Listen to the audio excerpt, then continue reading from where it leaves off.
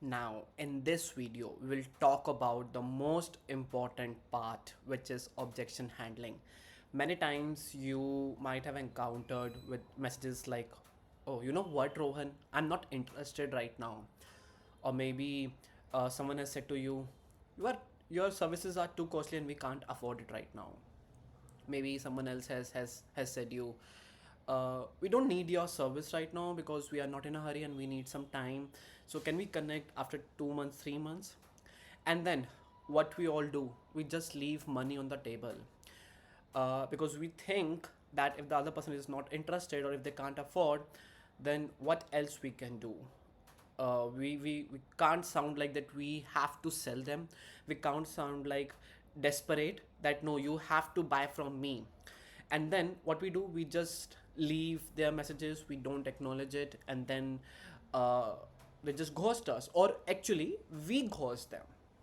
But that is where the real money is in, because this is where all your competitors are also leaving your prospects. So you are not the only one who is leaving the table, but your prospects are also leaving that situation. That is where you have to think, if not me, then they will buy from someone else, but they will definitely buy because this is what they believe, that like they need the solution. So why not from you? So whenever they say not interested, it might be possible that like you have not shown the value that they were looking for, and that is why they mention, oh, we are not interested. When they say no budget, that means that they want the solution, but they're not keeping this as a priority right now. That could also be possible. And when they say send me info, and then you just email them, and then when you follow up, they just don't reply you, because they wanted to have a distance from you, and that is what you did by just supplying the email, right? And when they say we will think about it, that means that like they need more convincing power. They are still not convinced, and then they need more time. But when you give them more time, they just forget what efforts you have put in and why you are doing all the follow-ups, because when you lose the momentum, you lose the sale. So that is what you also have to think. So what are the hidden buying signals in this? Maybe ask about the timing. What's the best time to interact with them, to come on a call with them again, right? Then when they say they want more detail, consider that part and provide them the solution. But just ask them that even if I provide it, that will be just a two-page PDF, which any which way you will forget it in 24 hours or 48 hours. So what after that? And when they ask about the pricing, then first evaluate or show them that why you are charging this much amount of money and how they can get benefit, what ROI they can expect. So don't just throw uh, the price factor on them. Show them that they need it, not because of its high pricing or because of any other factor, but because the value that is there inside this package, right? And that is how they understand. So you also need to understand the psychology, the timing psychology, which plays a crucial role here, that when to stop, when to pause, and when to move on, right? So for example, when they are engaging, right? So keep the conversation going. Don't stop. Ask some more questions. Make them realize that they are missing huge business on the table because the factors that they are missing, right? For example, like take the factor of coaches. Every coach knows that they have to put content online, but they are struggling because they don't have time. And when you come in and when you say, okay, I can help you solve your biggest problem, which is creating content, but then how they will analyze your services on the basis of how many posts you are gonna do. And at the end of the month, what they will see, that I have paid X amount of dollars to this person and I have got 12 posts. No, they won't see this. They will see that I have paid X amount of dollar to this person. What business I got? Nothing. Although in the starting, your client was clear that okay, I want to do this just to build trust, but at what cost? At the cost of X dollars. And till how long they can pay you, because there is no ROI tracker for building trust. There is no direct KPI, right? So you have to ask yourself that if the other person is going to invest in your services, how can you prove them that your revenue got increased because we implemented this strategy this month, or your revenue got increased because we have been working on this strategy for the past 2 months and it has started showing results now. The moment you will stop it, you will lose the momentum, right? When they say, my calendar is block, can we connect after 2 weeks? It makes sense, but have you tried to create some FOMO? Have you tried to give them a no-brainer offer? Have you given them something that they can't say no to? No, you just said, okay, let's connect after 2 weeks, and then maybe sometimes you forget, or sometimes your client also forgets. Oh yes, I promised to this person, but I don't know, right? So in all those cases, you have to understand that sometimes your prospect needs an initial push, and they are waiting that push from your side, but you just go with the flow, and that is where you leave the money on the table. And the right time to stop investing time on your prospect is when you have done multiple follows but they are not showing any response, and it feels like that you are talking to a dead person. So just stop talking, because any which way, uh, even if the conversion gets started, it will take you ages to convert that prospect. So it's time to move on from that prospect and invest your energy in someone else prospects area, right? That is what you have to identify. So, the most common objections that you might have seen in your domain is, we are not interested. That doesn't mean that like they don't need your service. That could also mean that like you have not shown the enough value. So you could have handled such objections like, I understand. Most agencies say that until they see how we have helped similar companies like yours increase their LinkedIn leads by 30% in 90 days. What's a 10-minute look? Just don't go with the flow. Give them something that they can't say no to. Obviously, I'm not saying that like all these messages will help you close sales, but at least it will increase your chances of converting a no objection into a call. And that is what we want, because we have already invested huge amount of time. And when client says, we don't have budget, we can't buy your services or a product right now, so you can clearly say, because you can't lower down your prices, but you can ask them some questions that value your services. For example, like, Rohan, that makes sense. What's the cost of continuing to struggle with inconsistent lead flow right now?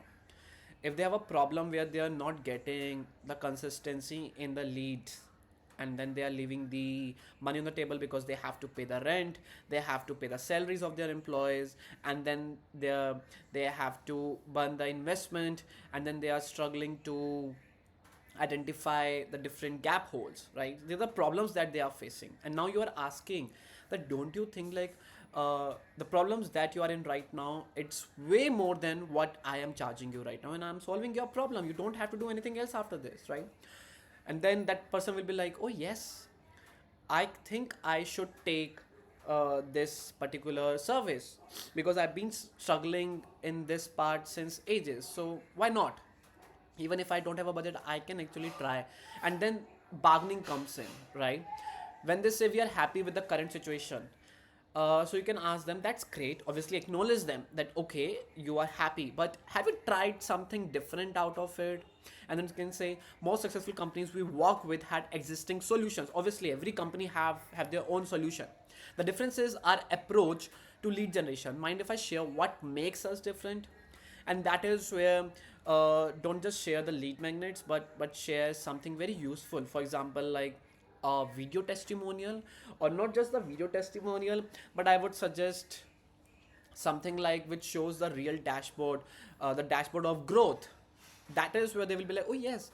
And to add the trust factor, show the dashboard of a real company, because that will add more value, and they will be like, oh, if they have grown this company from A level to B level, then maybe I should try them, not for 3 months, 4 months, but maybe for 2 months, maybe for 1 month. Let's see what they have to say, and let's see how they add more value, right? So that is what you can always ask them. When they say, send me information, now this is a very generic reply which so many clients ask, because with this reply they can ghost you, right? So you could have said, I could send generic info, but I would rather understand your specific situation first. I have 10 minutes Thursday.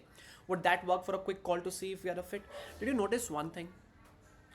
instead of writing down that here's my Calendly link, you can book the call at your convenience, I mentioned I have 10 minutes this Thursday.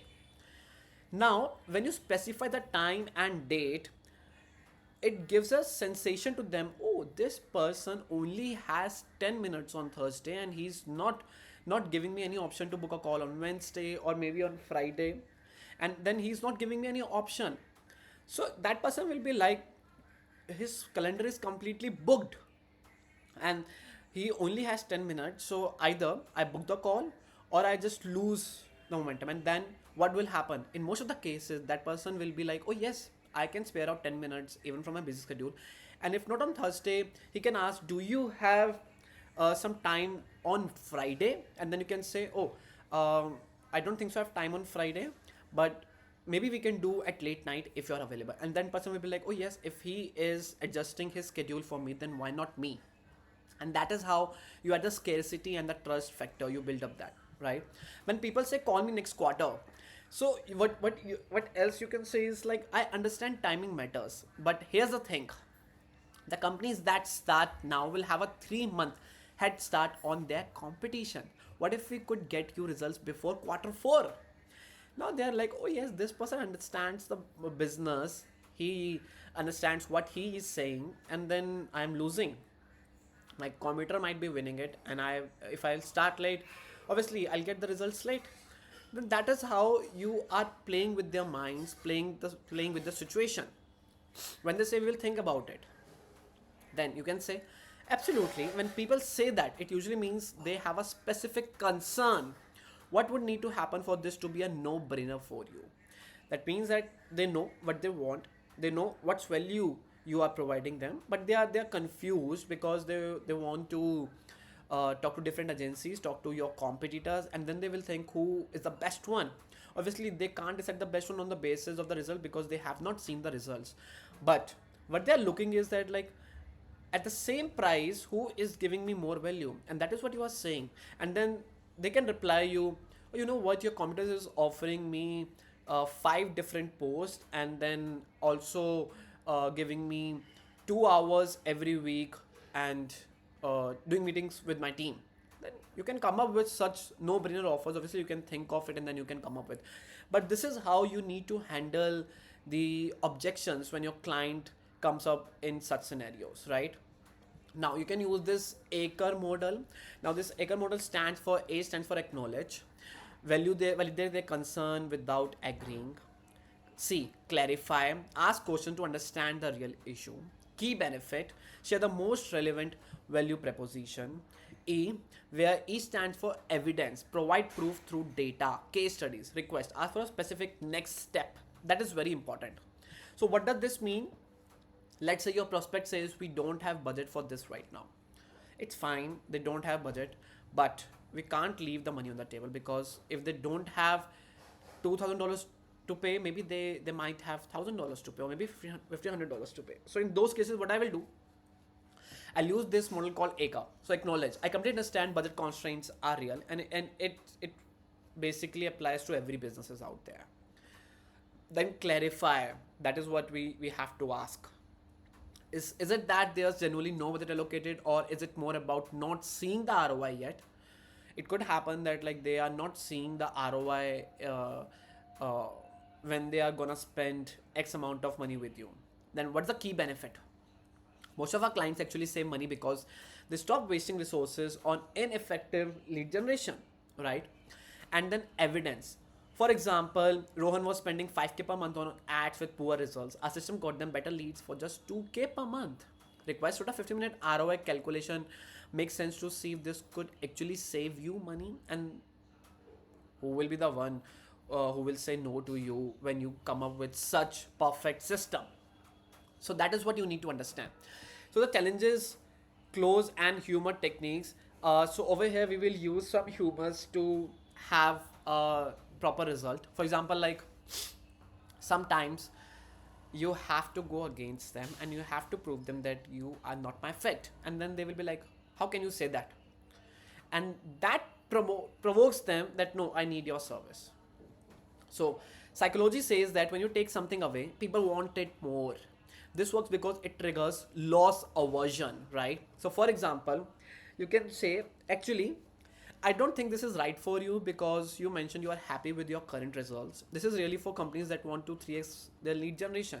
And when you are saying you're happy with your current results and you don't want to experiment more, that is when they will think, oh, I'm already getting what I want, but if this person can grow my business by 3x, then why not? Why should I should not try something new? And boom, they will think about it. Template 2, where they will say, honestly, this might not be a fit. We only work with companies that are serious about implementing and can commit at least 2 hours per week. If that's not you, let's not waste each other's time, because even if you will pay me, and if after that, even if you don't give me 2 hours of your time, then this strategy won't gonna work. So you have to spend some time with me, only then this strategy will work, right? The third template, you can say, you know what, I'm getting a sense you might not be ready for this level of growth. Maybe we should reconnect when you are handling more volume. Now, this can make you or can land you in some trouble also, because now you are playing with their ego. So make sure to handle the responses that you will get after using such lines, because sometimes this line, you might not be ready for this level of growth, can go against you, right? So that is what uh, you have to be ready. Now, as I always say, be ready with the real follow-ups, because follow-ups are very important. So on the day 3 and 5, once you have sent out all of your messages, so on the day 3 and 5, add some value. Value can come from their LinkedIn accounts, can come from their recent achievements about their company, or recent achievement about them. So just add value. Not always you have to sell. So for example, like, so this article about LinkedIn algorithm changes and thought of our conversation. So maybe a new news has come up, and since you're selling the same service, so now you just share a piece of article that they should know that what happened very recently and how they are leading behind it. And this also shows that, like, you keep a track record of the recent changes happening in that industry, and that is how they will realize, oh yes, this person is a one that I should be aiming for. On the day 7 and 10, you can do such follow-ups where you can share your relevant case study or some testimonials, so that, like, they get to know more about your services and more about your results. On the day 14 and 17, when you're going to do your follow-up third, use humor, because I've seen in many cases humor converts better. So I'm starting to think that you are too successful to need help with lead generation. That means that, like, your current strategies are working way too much in a right direction, and you don't need any new thing to try on. And then in the last one, you have to accept, and you have to tell your client, your prospect, that, like, this is my last message, I'm not going to send you after that because we are not a good fit. And then they will be like, oh, last message, no, no, wait, I need you. And that is how it works, right? So for example, like, hi Rohan, this will be my last message session. I don't want to be that annoying salesperson who keeps bothering you. I genuinely thought our lead generation service could help your company grew the leads by 10x, but I respect that the timing might not be a right, or it's just not a priority for you right now. If anything changes and you want to explore getting more leads for your SaaS, you know where to find me. Either way, best of luck with your business. Cheers. And then it shows the respect part. It also removes the pressure that you don't have to buy anything from me right now, but if you are serious about growing your business, then you know how you can find me, right? Then what else you can do is, like, you can use advanced psychological tactics, for example, like creating FOMO, committer FOMO, opportunity FOMO, resources FOMO. For example, like, I only take on 5 new clients per quarter, we have 2 spots left for quarter 3 starts. That means that, like, you are not onboarding them immediately, but because you know that, like, turnaround time is somewhere around 1 to 2 months, so you are already giving them that, like, I have only 2 seats left for the next quarter, are you ready to take the decision right now? So this happens when you understand your turnaround time, right? Then committer FOMO, your biggest committer just signed up. Now, in this case, if you have not signed any committer, just don't use it, because they might ask you that which competitor you are talking about, and then it can go against you. So I use this very rarely when I've actually signed up their competitors. Opportunity FOMO, the company starting now will dominate quarter 4. Those who wait until next year will be paying catch up. right? That is how you have to see. Then availability takeaway. Actually, looking at our calendar, we might not have capacity until quarter two. Let me check if we can squeeze you in. And when you send such messages, so it basically adds again the same factor where they start thinking like, oh man, this man is pretty busy, then I should be dealing with him, because if he's busy, that means other businesses in my industry are trusting him, then why not me? So that is what you have to identify, right? And then the consultation position, you can say, for example, instead of just saying we provide LinkedIn services that can help your business, you could say, based on what I'm seeing in your industry, there are three approaches to LinkedIn lead generation. Let me share what's working best for similar companies. And now it shows expertise in what you are offering. And everybody wants an expert. Nobody wants a jack of all trades, but everyone wants an expert in that particular industry, right? That is what you have to think about. Then most of the time you use such approaches where you say, hi Rohan, I know it's been a while since we talked about lead generation. Things get busy, I get it. Just so that you achieved uh, two more employers this week, and it reminded me of our conversation about the biggest challenge that you are facing in this industry. Still wrestling with that, or did you find a solution? But now when you change it with a new approach, Rohan, just learn something that changes everything about lead generation. Turns out, which explains why traditional approaches are not working. This might be exactly what you need for. Interested in the details? Again, you are asking for their permission. So that is how you have to identify that how you want to do it. Now, what you have to do is, for the first 4 weeks, have your follow-up messages ready, right? For the next 1 to 3 months, use boomerang effect, and then after 3 months, use new site insight approach. Don't let your prospects die, because you have already invested huge amount of time working with them. Now, original message. Hi John, I hope this message finds you well. I saw your impressive company and would love to discuss how we can help optimize your LinkedIn strategy. No, John, I promise I'm not another LinkedIn growth hacker trying to disrupt your industry with game-changing solutions. I just help sales companies get more qualified demos without sounding like they were written by ChatGPT. What's the conversation? Or should I go find someone else to not to disrupt? I think we have already talked about all such things in the previous video. So if you want to learn that how to crack or start a conversation with your prospect, then just go back to the previous videos in this module, and you will find that how you can do it. The main purpose of this module is to help you handle the objections that we usually face, right? Then there's other things that you can definitely make use of, but the main thing is, when you get objection, so what actions you have to take, and this is the action plan that you have to follow. Audit your current objection responses using the ACA framework, that what type of objections you get, and then how do you handle those objections.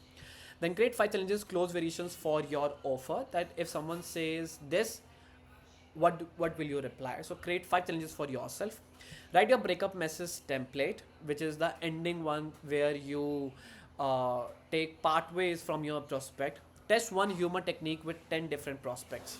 So because as I said, when you do the follow-up in the third and fourth week, your humorous message will get you more conversion. So test out at least one humor on at least 10 different prospects. That is how you will identify which humorous message is getting you more conversion. So your 30 days goal will be to increase your response rate to objections by 40%, convert two previously dead conversations, the conversations that has been got dead, build objection response library. You should have at least 20 different templates to handle objections, and then track and optimize your using decision metrics. So be ready with all the objections that you have faced in the past 1 or 2 years. Find out how you were handling those objections, and now how you can handle those objections with the help of ACA model. Then